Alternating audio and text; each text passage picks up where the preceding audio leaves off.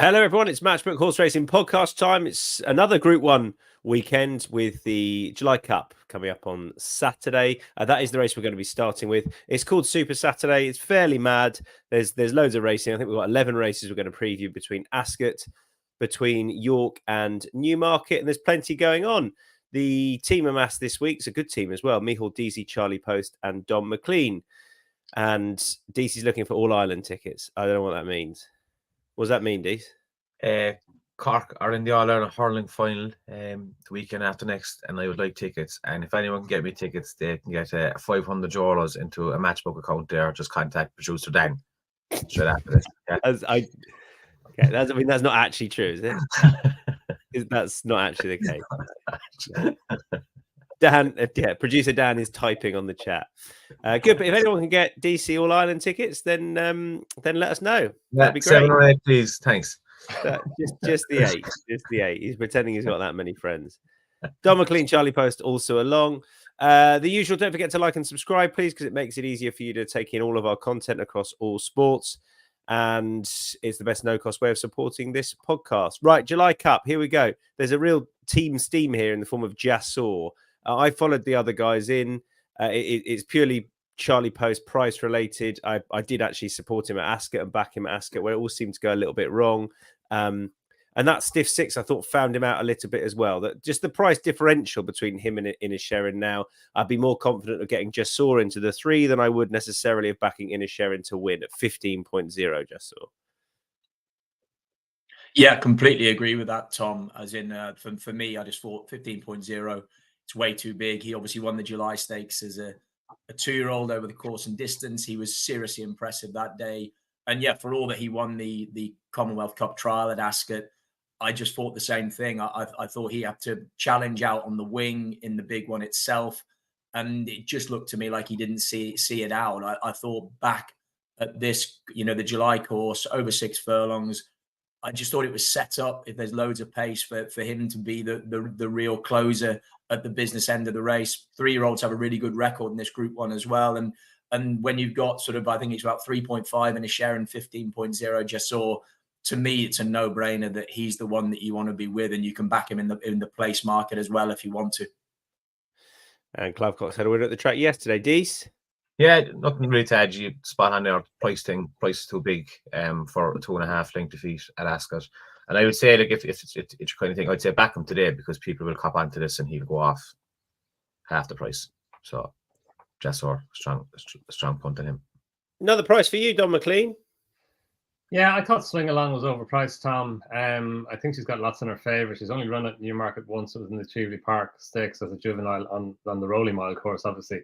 And she's a front runner, which suits the July course, suits both Newmarket tracks. But in the Cheveley Park, she was passed early enough, but she kept on well even after she was passed. And she was behind Millstream in the Duke of York Stakes earlier this season, but she went to Ascot last time. I just thought her run in the Jubilee Stakes at Ascot was a really good run. She was up there on the pace. That's the way she runs. And we know that Ascot doesn't really suit that type of style of racing.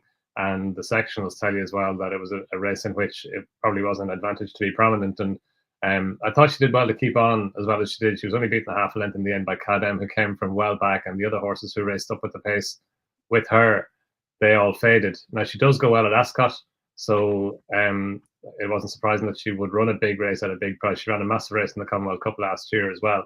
But I just think the July course would suit her, and I can see her getting out in front, at least prominent, or maybe even leading. And I can see her lasting for a fair way. So I just thought, 26.0 or thereabouts was way too big about her. 15.0 for Jassor, 26.0 for Swing Along. So big prices for the feature race. We go back to the 212 at Newmarket now. Lulu's Gift is 5.0. Miss Bodacious is a point bigger at 6.0. Nothing for DC. Donn, I'll come straight back to you. Yeah, Asian Days is a filly that I like, Tom. Look, she's going to have to improve on her Sandringham run for sure. But she just kind of kept on. She's stepping down and tripped to 7 furlongs. She was sold at the Goffs London sale for 200 grand. Kay Waterhouse owns her now, which is interesting. But she was a good filly for Johnny Murtha. I didn't think she had an awful lot of luck on a couple of occasions. On Irish Guineas weekend, she finished third behind Zainab when she didn't have a lot of room.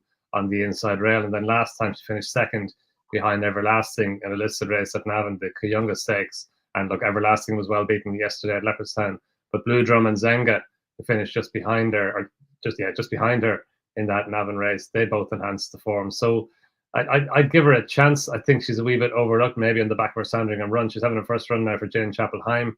But I thought when she was with Johnny Murtha there was more to come from her, and I'll just keep that belief for a little while longer. I'm with Miss Bodacious, again, price relative, that she's a point bigger from Lulu's Gift. I'd probably have it the other way around. Lulu's Gift was good when winning here over course and distance last time. Headed up the stand-side rail and won quite nicely. The tongue tie's back on. I don't think there's much in that. But Miss Bodacious is, I mean, they're both pretty unexposed, but she's far lesser exposed. I'm excited to see her over 7 furlongs, Miss Bodacious. I was quite sweet on her in February when she made her second start and she dead heated. She just got there in the end. But then last time I left her alone, and she was I thought quite impressive the way that she went through the field. The slight concern is that she can be slowly away. And we did see on this track yesterday on day one that if you were off the pace, you could be in trouble. But that can change throughout the meeting a little bit, particularly as you get the bigger fields and more pace in a race. Anyway, I think the extra furlong will suit. And I think, I know she got a fair old hike for last time, but I think she's a good bit better than 83. So Miss Bodacious for me. Charlie? Not real for me. Winning place 10.0. Only had the 3 starts, and the first start was a cracker behind when she got beaten nose by Kind of Blue, who went on to finish 4th in the Commonwealth Cup. She then won a weak race at Redcar, granted, and then was 3rd under a penalty at Haydock, where she just did a bit too much on the front end, but actually kept on pretty well, in all honesty. I just felt ridden with a little bit more restraint, which she might find off a good gallop in this handicap tomorrow. I think her mark of 89 is workable, and the Varian Yard has won this race a couple of times in the last 10 years. So she's definitely a filly with plenty of scope moving forward. And like I say, 89, I could see her ending up a good bit better than that. LB said he's already on Jasur at 15.0. Well done. Peter's punt says it's coming home. Tom says football is pants. And then Peter says he knows a man who knows a man who owns a JCB, and he gets 4 tickets for the All Ireland final just for owning a digger. So there you go. Morning, Trevor. Welcome along, everyone. Okay, let's move on to, I thought, a frightening race. 15 in this, over a mile, 3-year-olds, 0 to 100. No thanks. Although I think one of the top 2 in the market will win it. Donn. Yeah, I thought Voltaire was interesting, Tom. He was well beaten in the Britannia last time, but he was just too keen over on the far side. Cuban Tiger led in the same colours, and he travelled just a wee bit too keenly through the early part of the race. That said, he did quicken up and he hit the front over on the far side, but then he was run down close home, which wasn't surprising. But he's won 2 of his 5 races. His run before that at Newmarket at the Guineas meeting was a really good run. He was really impressive in winning that day. Now, okay, that was off a mark of 82, and he's off a mark of 91 now. But I just think he's a progressive horse. There's more to come from him. I was kind of a bit scared by his high draw in stall 15. I was looking back over past winners of the race and where they were drawn. They were all drawn in single figures, but actually they're single figure races. It's a bigger field than normal this year. So I'm not too worried about his high draw. On the far side, I think it's okay. There was no conclusive evidence yesterday that I could glean from where you want to be in the track. So his high draw, I think, is fine. And yeah, I just think his way of traveling as well, his way of going about his races, that's a positive for the July course. So yeah, I think he can run well. Okay, and Deasy. Yeah, I'm going for one of the price there on this. Treasure Time, William Haggis's horse. He won here 3 weeks ago, beating a horse called Jungle Mac. They were about 5 lengths clear of the rest of them. The horse he beat had got within the length of Micheál, the horse who won the Britannia on his previous run, and has run well since. So I just thought at 13.0 in a fairly tough race, I'd rather take something at a price, and I'm glad to hear that Donn is sweet on the high draws as well, because he's drawn 13. Incidentally, on the straight course on day one, everything was sort of coming middle to stand side, but then I don't know whether that's going to carry on throughout the meeting, if that's of interest to anyone. It looked like fast side was a little bit dead, but who knows whether that'll keep on. Charlie, who do you like? Live and Let Live for me. I think he's 9 or 10.0. He's probably slightly less fashionable connections, but William Muir and Chris Grassick are well able to prepare a good horse, as we've seen. And this horse, since he's got on grass, has really progressed well. You know, defied an 11-pound rise at Haydock last time, second and third of one again subsequently. And, you know, he's up another 6 pounds for that win. But I think there's definitely more to come from this horse. And I love the way at Haydock that he got headed and then he rallied and battled back. And I thought at the line, he, for all that he only won half a length, I thought he won a little bit cozy.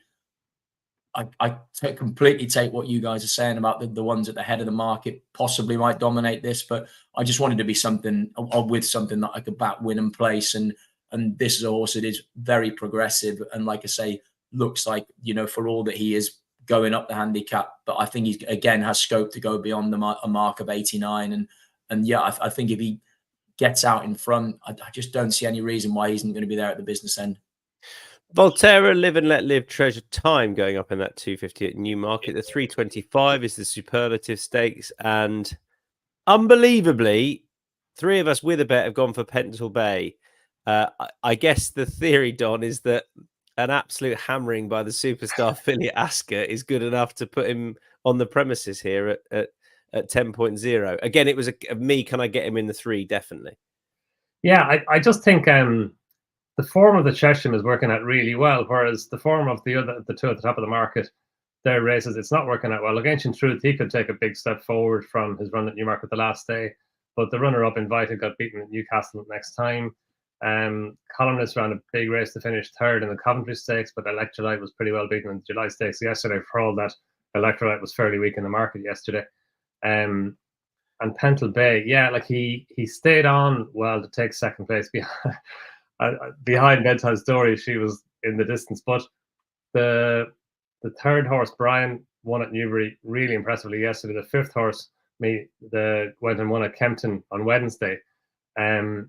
The worry about Pental Bay for me is that he might be better over further. I think 7 furlongs is probably a minimum for him. Like he was staying on really well in the Chesham. His dam won over 1.5 miles, so I think he's a horse who could go out and trip in time.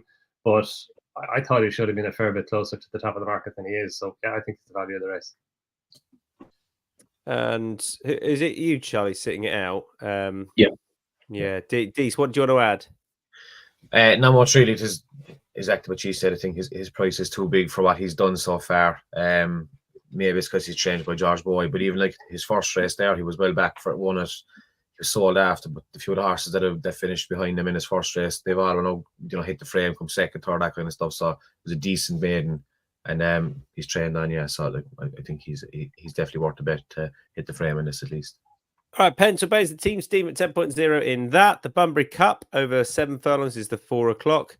We've got Carry the One at 6.5, Divine Libra at 8.5, 9.0 a while. Gorak 10.0. A few of those got form in and around each other. Bigger prices thereafter. Percy's Lad for Don and Charlie. Charlie.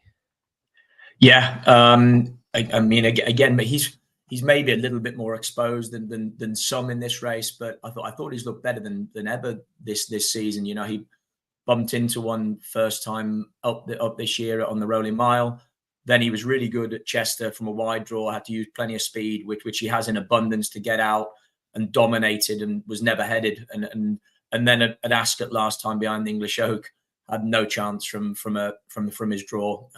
You know, won his group of 2, but it was only beat 8 lengths. But like I say, had 0 chance from there. He's drawn 9 tomorrow, and I just think if he gets loose on the front end, which is a possibility, he's going to take a bit of pegging back. And at 15.0, I thought he was really good value bet in this because like I say, I don't think there's a lot wrong with a front runner on the July course, and he's got speed to burn this horse, and I thought he was really interesting. Don. Yeah, I echo exactly what Charlie said. All of that. He's never run on the July course actually, and he's run 3 times in the Rolling Mile. He hasn't won there, but he's run well 3 times in defeat. And as Charlie said, you have to like pace horses on both Newmarket tracks, but mainly the July course, even though it looks like there's a big stiff uphill finish when you get the worm's eye view, but it's a track that does favour prominent races. The other thing I like he beat Gorak on the far side.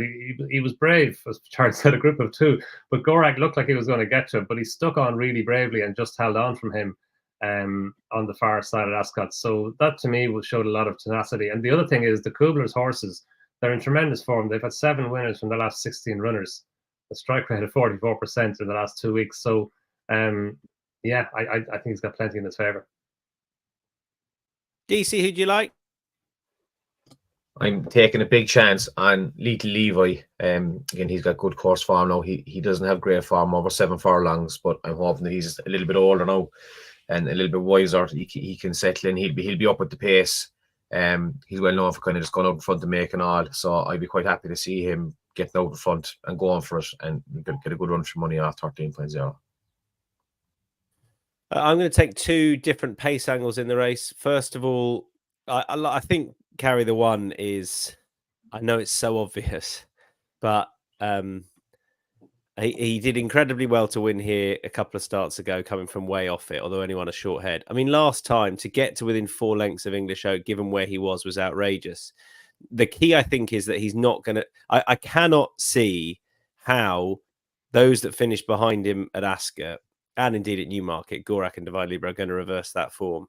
And he's just not going to be so far back here. The races don't pan out on the straight course at Newmarket like they do at Ascot. Now, I know that counters the obviously at Ascot, it suits it coming from way back because it's a stiffer finish.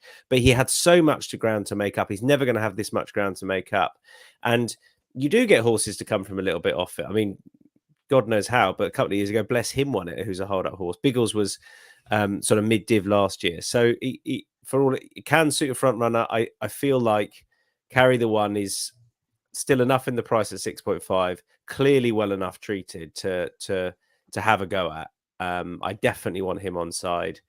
And the other one who I thought was way overpriced is a possible pace angle, although not too far away. Dark 30, who like he led the group down the middle last time. He had no chance given how that panned out, although I don't think Ascot's necessarily his bag anyway. Epsom was disappointing, but he likes the Newmarket tracks. He won the Rolling Mile over 6, then ran there over 7. He's a course and distance winner here as well on the July course. And at over 7, he blew the start and it all went wrong. And he still ran a good race to chase home Noble Dynasty, 2 1/4 lengths, which is form that's worked out. And he did best of those from a hold-up position. But he'll be back nearer the pace here.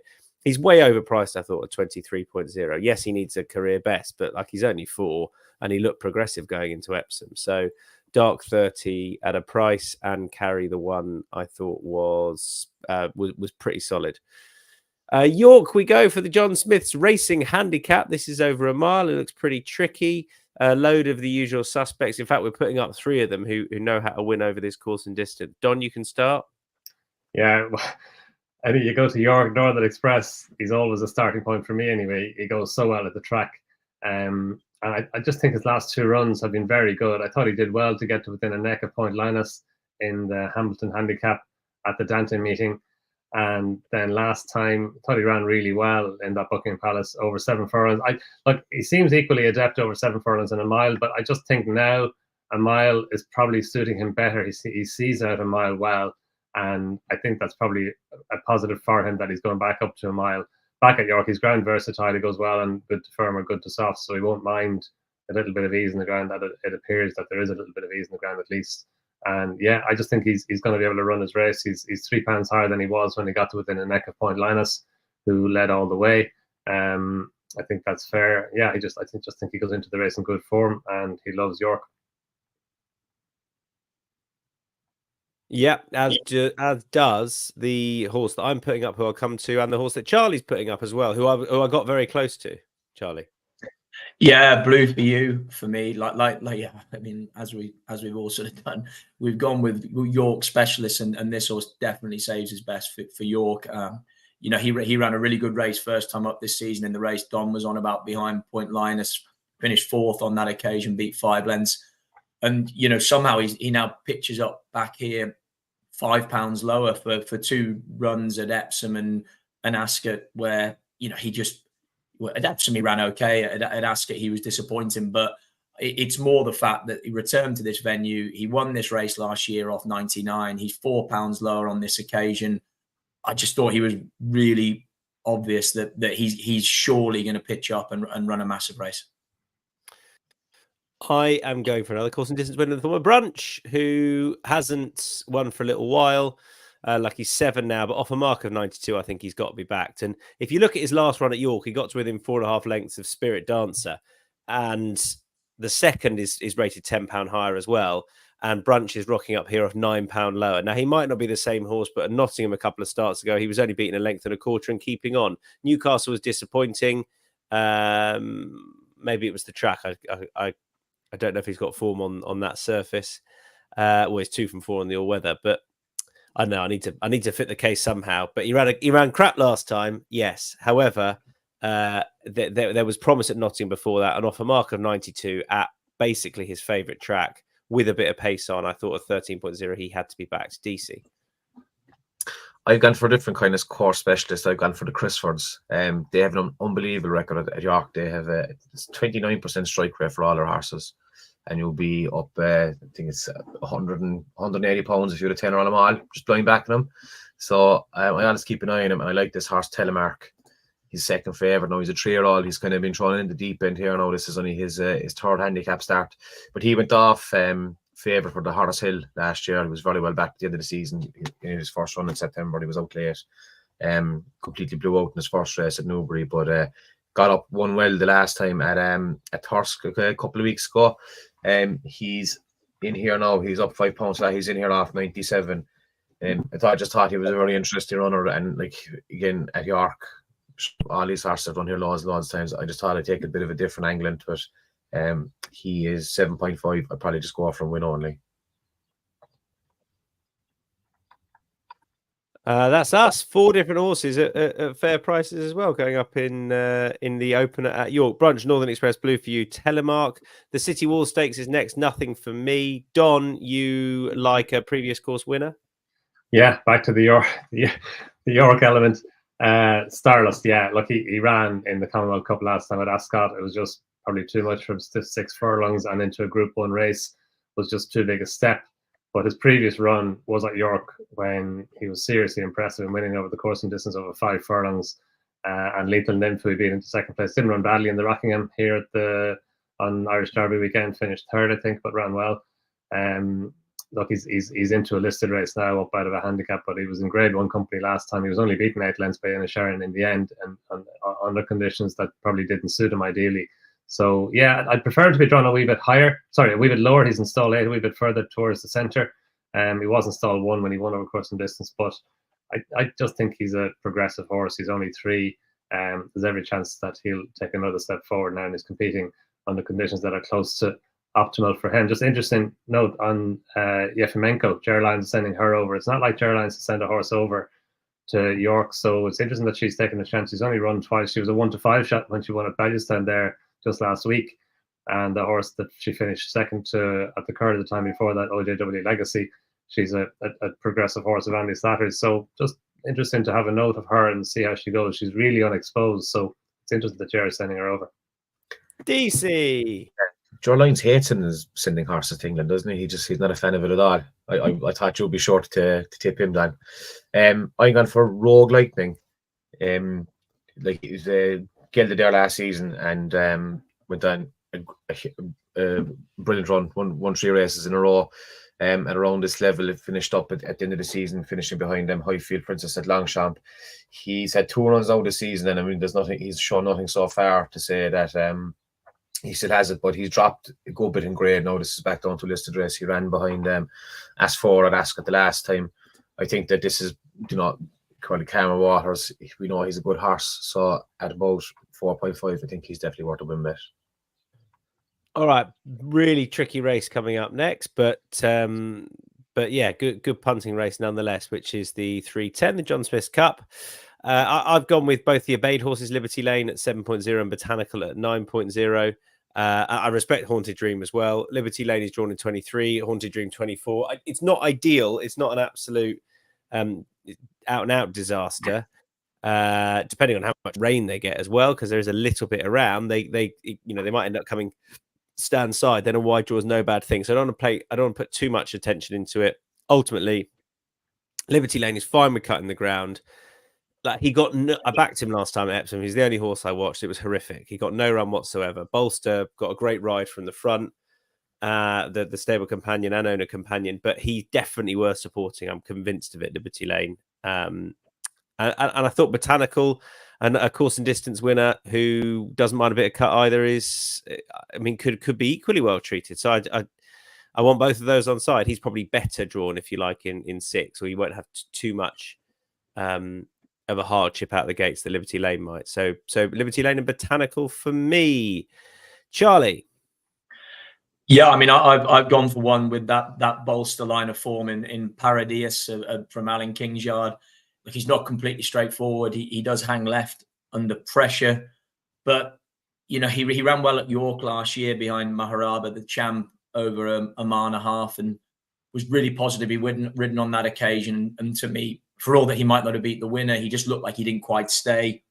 He's had a spell hurdling over the winter, and again at Epsom, he had a poor draw. He was dropped right in by Ross Orion. He made really good late headway to be beat 3/4 of a length, with obviously Haunted Dreams and others in behind. You know, he meets Haunted Dreams, I think, on £1 worse terms, but he's got a good draw in 7, or I think it's a good draw. And I'm hoping that George Wood can get him out and get a reasonable position. And then obviously, as long as they don't end up coming stand side, which would really scupper the whole thing, if he can be somewhere near the rail, then it will take away and hopefully nullify that sort of hanging that he does. I think his mark of 95 is workable, and at 17.0, yeah, I'm going to back him winning place. Donn? Yeah, I think Astro King, I know he's top weight and he's giving away with everything. But there's a lot to like about him. He ran a massive race in this race last year. He was only beating a short head in the end, and he came from well back in the field in a race in which the pace held up well. I think he was only the only one of the first 5 to come from worse than midfield and get involved in the race. So we know that he goes well here. He won a handicap here as well on his next run back in August. Like, he was a good horse for Sir Michael Stout, but he seems to have improved again since joining the Cobblers. He was racing out abroad during the spring, and on his first run this season in Britain, he finished 2nd in the Earl of Sefton Stakes. That was a big run. He was pretty well beaten next time back in Newmarket, and in Walton Stakes Ascot last time, he was kind of slowly away. He was a bit short of room, 2 furlongs out, and look, it was a step up in grade as well. So you have to allow him that, but it wouldn't be surprising if they've had this race in mind for him again since last year. He's a lot higher in the handicap than he was. I think he's £12 higher than he was last year, but he's earned that rating. And yeah, like, again, we're back to York. Like, it's always a starting point for me when we're dealing with York horses who've handled the track before. And yeah, I think I think you can mark him up a fair bit on his run in the race last year, and he comes into the race in good form. And Deasy. Gone for a horse I tipped last week at Haydock for the All Newton Cup, and he was obviously the race is abandoned, but his Epic Poet, and he was last seen flying home to Crystal Black in the Duke of Edinburgh Stakes. Now dropping down in distance here again today. Finished 6th behind Botanical over course and distance earlier on the season, but he should be a lot fitter and a lot sharper for this for his 2 runs. And again, there was a massive gamble on him last week, so I'm willing to take a chance again that he can go well here. Then the 345 is the Silver Cup Stakes. Just 2 horses going up between 4 of us. First of all, DC and I agree on Chess Piece. DC, it's price relative. Sandown was an absolute stinker last time. I thought 2 miles would suit, but he went forward. He never looked happy. It was an absolute horror show, to be honest. He's definitely better than that, and the market seems to have pitched him at this price. Look at that run last time, whereas I think it could just be a blowout line through run. Yeah, it was a mad price. I mean, he has never gone off. I think I'm just looking at him here now. He's gone off double figures once. That was at Doncaster in the St. Ledger last year. Like, he's a very, very solid horse, especially in this kind of race. I just willing to forgive him his 2 runs, and again, like, look, it's 15.0. Almost certain to go off shorter than that. So I have a little bet today, I think. Peter says Crystal who? I mean, the only good thing about Crystal Black winning, is that Peter's finally stopped mentioning that fucking Fred Winterhorse he put up about 10 years ago. So thank Christ for that. I meant to give him the shout out about that now a few times. Peter Punce tipped Crystal Black to me numerous times this year. So thank you, Peter. Yeah, we can stop and it drifted like stink and won. Right. Anyway, remind me in the comments of that bloody Cheltenham horse you put up at a stupid price. The Noel Mead thing. Anyway, Eddie Vedder or something was his name. Or Jeff Kidder. There we are. Right. Anyway, moving on. Donn. No Jeff Kidder here. No, not just. I think Klondike is a progressive horse. He's a short enough price, but I think he deserves to be at the top of the market. He battled on well to hold off Salt Bay the last day. There shouldn't be much between them again. But again, York form, progressive horse. He's only run 6 times. He's won twice, and he comes into the race with a win on the board. So yeah, I think he's going to take the beating again. Charlie. Yeah, I mean, not a lot to add. I mean, I thought he was given a very aggressive ride by Ryan Moore the last day, and I just thought he was getting a bit lonely when Salt Bay closed him down late on. I think he'll definitely confirm that superiority, and I just thought maybe he doesn't need to kind of make all either. And with Al Karim in the race, he might have a bit of company, which actually might help him. As Don said, he's pretty unexposed at these sort of trips, and I can see him continuing to progress. So I thought Klondike was pretty solid. All right, Ascot, we're kicking off with a tricky handicap. I mean, we could look very clever this weekend. It's tough though. A 19 runner 5 furlong handicap kicks things off. I haven't got the doc in front of me, but I know who I've put up, and that is Existent, who's a previous course and distance winner, who's off a mark of 88. And the key is Stuart Williams has been really quiet, is back in form. So I think it's an obvious shout, to be completely honest. He's had 1 run this year. Hopefully he'll come forward for that. It was a pretty good one. He wants pace to aim at, but he should get that here. He hasn't won over course and distance. There we are. Why did I think he had? He's gone bloody close over course and distance anyway. But yeah, and he's really well treated. He's been rated in the early hundreds before. He's here off 88. Race should set up to suit 11.0. I'm with Existent. And Charlie, you are with Wolverhampton. Wolverhampton, yeah, win and place 15.0. A career best last time at Windsor, where she beat Jumbo a length and a half. She was under pressure a bit, but come the line, she was going away. Jumbo obviously is one of those that reopposes tomorrow. But the big thing for me, Wolverhampton loves Ascot. You know, never been out the first 3 and 4 starts there. I think the draw is all right. And look, she is exposed, but like I say, I thought last time was a career best, and back at her favourite track. She's a really fine advert for the Millman team, you know, and I wanted something I could back in the place market as well. And 15.0, I thought, yeah, it was appealing enough. Peter says he's not feeling the love. We love you and all your contributions to the podcast. More of the same, please. Deasy, who do you like? I like the horse that beat Wolverhampton, giving him a stone and 6 pounds at Ascot at the end of last season. A horse called Badry. It's for Julie Camacho. He's actually running Ascot twice over 5 furlongs and has finished 1st and 2nd. He has had, as I said, he finished the season there winning Ascot last October. He's run actually 4 times since and has never even barely risen a gallop, but that means he's back down to 96. So he's come a nice bit down the handicap. He's drawn next to Wolverhampton. I just think he's a very solid kind of sprint handicapper. He's 7 years old, but I think they could have been targeting this for a while. So he's 15.0, so I'm going to go with him. 17.0, sorry. Next up is the Summer Mile. 3 of you are with Coudoir. 3.0, Donn McClean. Yeah, I just think he's an unexposed horse, Tom. He didn't run as a juvenile. He won his 2 races last year as a 3-year-old, and then on his debut this season, I thought he was good and beating Docklands, and Docklands came out and ran a massive race in the Queen Anne. I think the Queen Anne was mentioned after Coudoir won that race, the Paradise Stakes, but obviously there's some reason why he missed it. So that's worth keeping in mind.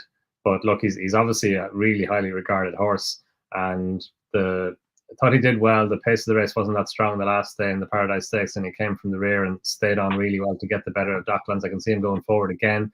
That was on the straight mile. He's on the round mile now for the Summer Mile, but still Ascot form is important. Going back to Ascot, similar to York, I think. I just think he's an improving horse, and yeah, I think he can get the better of Sonny Liston. Charlie, what do you want to add? Not a lot. Yeah, unexposed horse, form in the book with Docklands, and just surely has the potential to rate a good bit higher than this. Maybe he is a bit fragile, but I think if he pitches up tomorrow, Crisfords are in good form. I see no reason why he shouldn't take the world of beating. DC? Yeah, look, not much to add. I suppose I'll give a shout to the horse I would have put up only for Coda running here, and that'd be Royal Dubai as well. He's been running out in Maidan for the winter, but he was second behind Royal Scotsman in the DMed Stakes. I fancied Royal Scotsman big time for the race at Ascot, so I'll give Royal Dubai just a shout as well if you want something at a bit of a bigger price than Cudma. I thought the outsider was interesting. Bistani at 21.0 in a 9-runner race. Definitely going to have him on side for Hamad Al Jahani, who seems to be bringing his horses forward quite nicely. He ran a good race at Epsom, went really close. I know it's in handicap company. Then in the Royal Hunt Cup last time, he was the wrong side. He got hampered as well. He was beaten 15 lengths. But I mean, otherwise, he's like ultra consistent. He's improving. And on official ratings, Steve Jones pointed this out to me. He's only got £2 a fine with the favourite. So he's 21.0. I think he's a crazy price. He probably won't win, but he's a crazy price. Okie dokie. Matchbook Zero long shot. Matchbook Zero goes live at 10 a.m. each day. It's win bets only, but you're most likely to be getting best odds because of Matchbook Exchange is an exchange. And that's further enhanced that likelihood because there's zero margin and zero commission with Matchbook Zero. Mine's Dark 30 in the Bunbury Cup. Donn? Swing along, I think, in the July Cup. Yeah, I think she's overpriced. I think she can get into a prominent position and last in front for a long way. Charlie? Not real in the 212 at Newmarket. Dees? Chess piece in the Silver Cup at York. No lays, we move to best bets. Mine is Carry the One in the Bunbury Cup. 6.5. Donn? Yeah, I'll stick with Pentel Bay in the superlative. I think is overpriced. Charlie? Blue for you in the York the 2 o'clock at York. And DC? The Cudwa in Ascot. Sorry. Good stuff, everyone. Thanks for joining us. We'll see you again next week. It's a busy weekend. Hope you find lots of winners. Bye-bye.